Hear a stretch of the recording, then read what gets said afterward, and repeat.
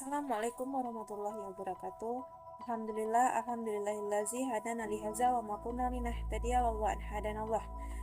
Salawat berkah salam tidak lupa pula kita hadiahkan kepada pucuk pimpinan umat Islam sedunia, yakni Habibullah Mustafa Muhammad SAW.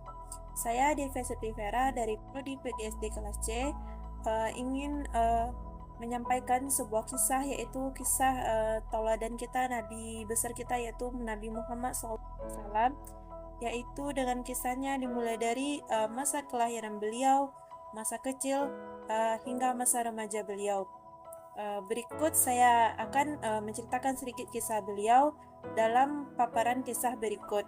Silakan saksikan. Syukron, syafatillah. Sejarah kisah kelahiran Nabi Muhammad SAW dari sebelum beliau lahir hingga masa remaja.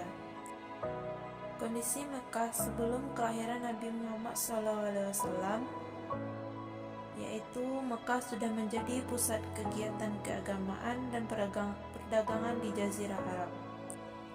Di kota ini berdiri Ka'bah, rumah ibadah yang dibangun oleh Nabi Ibrahim alaihissalam dan putranya Nabi Ismail alaihissalam. Masyarakat Mekah saat itu terjerumus ke dalam kemusyrikan. Mereka menyembah berhala yang diletakkan di sekitar dan di dalam Ka'bah. Jumlah berhala itu sangat banyak, bahkan mencapai lebih dari 300 sesembahan. Dari segi sosial dan moral, keadaan masyarakat Arab pra-Islam sangat memprihatinkan, mulai dari perjudian, minum-minuman, perperangan, hingga perbudakan dan penindasan kaum yang lemah. Namun di sisi lain, masyarakat Quraisy memiliki kemampuan perdagangan dan jiwa kepemimpinan yang kuat. Mereka sering melakukan perjalanan dagang ke negeri Syam dan Yaman. Dalam kondisi yang penuh kekacauan moral dan spiritual inilah menjadi latar belakang kelahiran Nabi Muhammad SAW, yaitu sang pembawa cahaya Islam.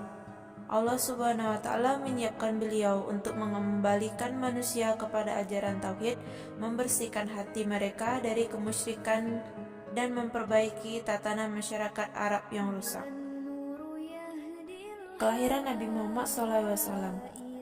Nabi Muhammad lahir pada hari Senin 12 Rabiul Awal, yaitu tahun gajah, bertepatan sekitar tahun 570 Masehi.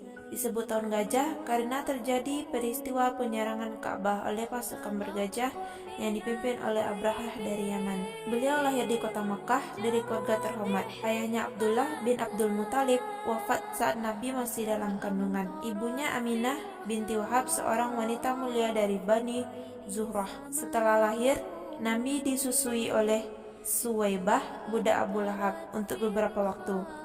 Kemudian beliau diasuh dan disusui oleh Halimah Asy-Syadiyah dari Bani Sa'd untuk disusui dan dibesarkan di perdesaan. Ketika Halimah datang ke Mekah, semua ibu susu enggan mengambil bayi yatim karena tidak dianggap membawa keuntungan. Namun Halimah karena tidak ingin pulang dengan tangan kosong, akhirnya mengambil Nabi Muhammad SAW. Sejak saat itu, keberkahan luar biasa terjadi pada keluarga Halimah, di mana unta dan kambing mereka menjadi gemuk, tanaman mereka tumbuh subur, dan Halimah merasa kedamaian dan kebahagiaan di rumahnya. Ketika Nabi berusia 4 tahun, terjadi peristiwa pembelahan dada. Dua malaikat datang kepada beliau saat bermain bersama teman-temannya. Malaikat itu membelah dadanya, mengeluarkan segumpal darah atau bagian dari syaitan dari hatinya, mencucinya dengan air zam-zam, lalu mengembalikannya seperti semula.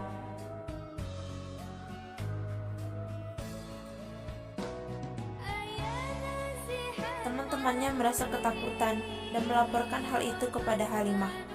Halimah yang cemas kemudian mengembalikan Muhammad kepada ibunya di Mekah.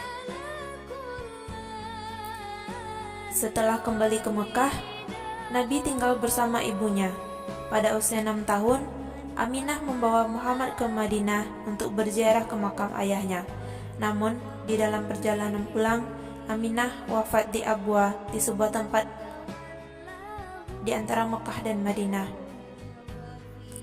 Kemudian Rasul diasuh oleh kakeknya, yaitu Abdul Muthalib, Namun 2 tahun kemudian, ketika Nabi berusia 8 tahun, Abdul Muthalib pun wafat dan pengasuhan dilanjutkan oleh paman beliau yaitu Abu Thalib.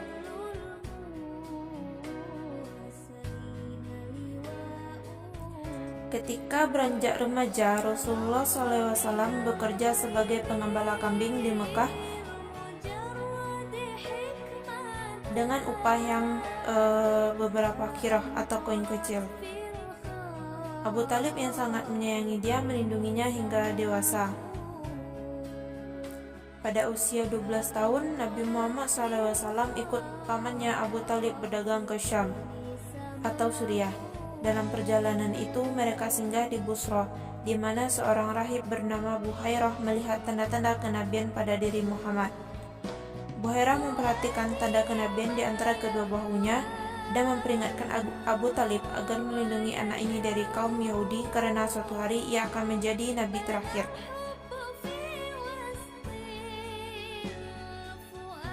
Seiring bertambahnya usia, Nabi Muhammad SAW tumbuh menjadi pemuda yang sopan dan berakhlak baik.